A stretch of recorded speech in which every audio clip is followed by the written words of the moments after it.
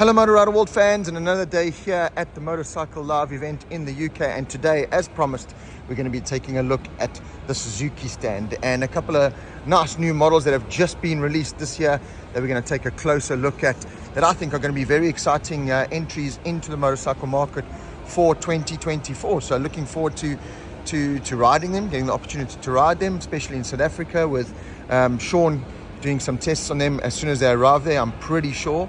And I think they'll be really good attractions for the SA market. So the first one, of course, is the GSX-8R. We saw the naked version pretty much of this released in 2023, and for 2024 they've slapped a really good looking fairing on it and made this like a sporty, everyday kind of bike that can be enjoyed. I love it. I love the aesthetics of it. I really like this black with, you know, black on black kind of color scheme. I love how they've kind of made the rear sets look a bit racy.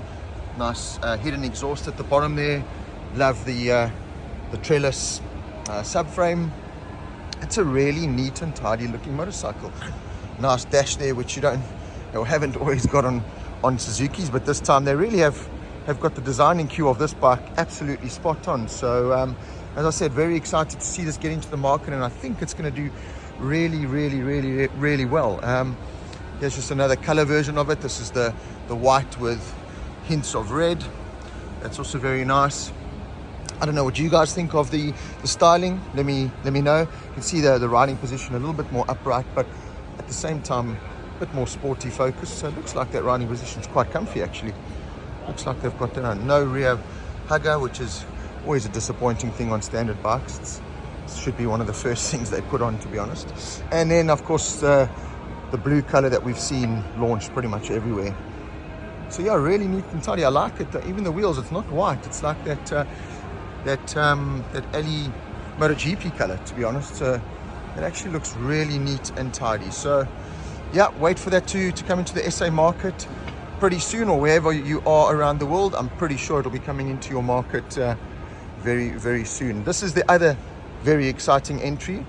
Now, Suzuki have a way with making or naming their motorcycles. So I'm going to move over here because they can make their bikes quite a mouthful, Suzuki. They really do like to confuse everyone. This is the new GSX-1000GX. So yeah, try and say that fast over and over, or after a couple of pints in the pub. You're definitely not going to be able to roll that off your tongue. But again, a brilliant looking motorcycle. I think they've got the spot on. I really do. It's a crossover, as they call it. So it's a mix between touring, sport, adventure. You know, it's just one of these kind of Swiss Army knife bikes, and it looks amazing. You know, Brembo brakes. It's got electronic suspension, which Suzuki never do. I think this is the first ever production model that's featured standard electronic suspension. It's got a 6-axis IMU, which is unheard of on a Suzuki. It's the most advanced production Suzuki that they've ever released. So they have kind of caught up with times in many ways with this bike. We know that Suzuki generally, you know, are always at one step behind in the electronics department and stuff compared to other manufacturers. But with this bike, they've really brought a fantastic motorcycle to the party. So interested to see how this is going to do. As I said, I absolutely love the look and feel of this bike. You can see the riding position looks really good, nice upright. Got a nice little bit of protection there from the screen. I think it's an absolutely gorgeous looking motorcycle.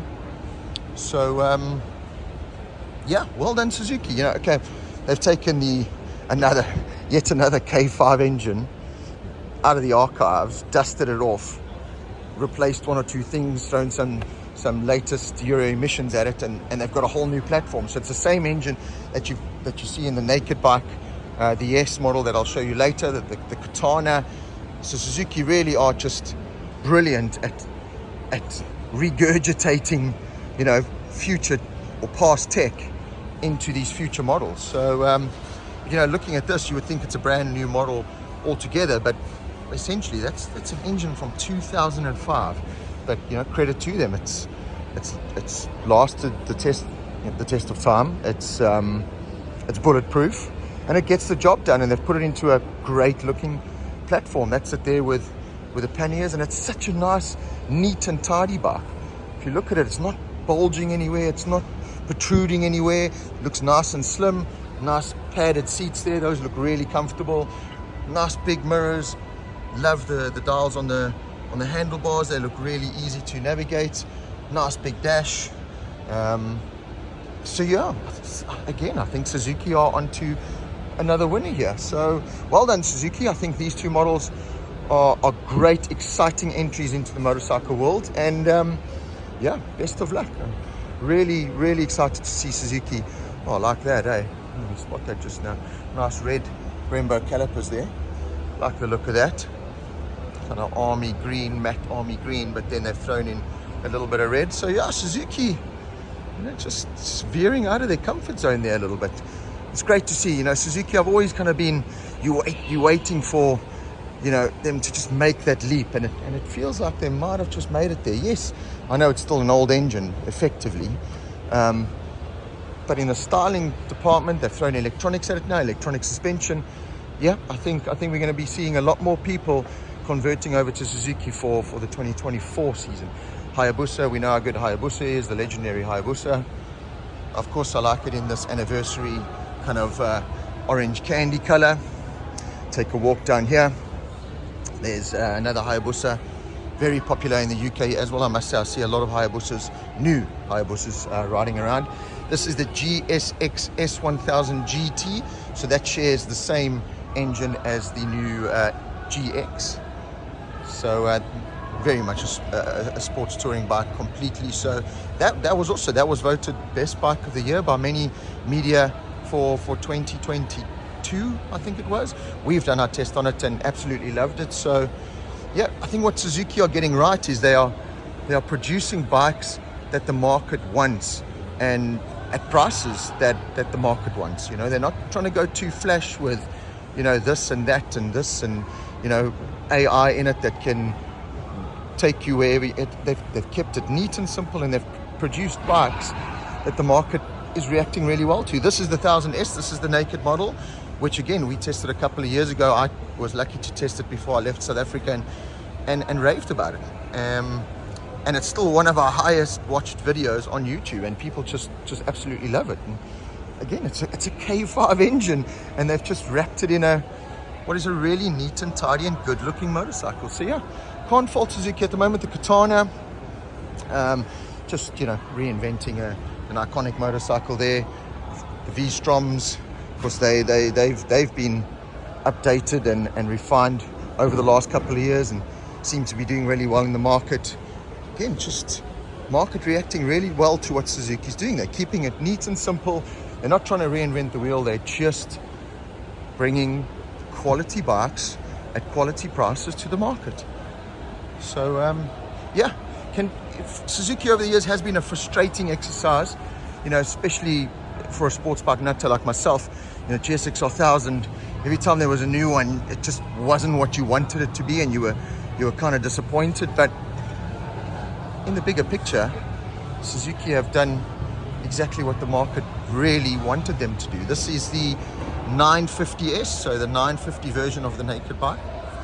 Still not too sure if you really need a 1000 and a 950, to be honest, but there you have it. This is the 8S, the naked version of the new R that was released last year. Also been extremely popular here in the UK and worldwide. I think it's still picking up in SA. But there you have it. GSX-S125. Good looking little 125 machine. SV650X. SV650. We know how popular the SV650 has been. A couple more 8S's. Then we got some motocross bikes there. Kind of fallen a little bit behind in the motocross department, haven't they, with their RM range? I don't even think Suzuki South Africa bring them in. You'll have to order one of those. So here's some classic Suzukis. South African followers will love these. Anything Katana, South African fans will go absolutely crazy. So I'm going to try and get as much of this in as I possibly can, because I know I'll get shouted at in the comments if I don't get some close-ups, because the classic racing scene in South Africa really is buzzing at the moment. So yeah, how classic these things are at the speeds that they do, I don't know. But yeah, certainly something really cool. Another one over here, nice and dirty. Very nice. Another one there, classic endurance. So yeah, Suzuki very much still in the classic endurance racing series here, and love these Lucky Strike Suzuki colors, just so iconic. And there's a Kevin Schwantz RGV 500, just one of the greatest motorcycles ever, especially with that Kevin Schwantz #1 on. And then the RGV 250. So there you have it. That's pretty much the Suzuki stand here at Motorcycle Live. And again, just well done, Suzuki. That's pretty much what the message is here. I love the new models, love what you're doing, keep it going.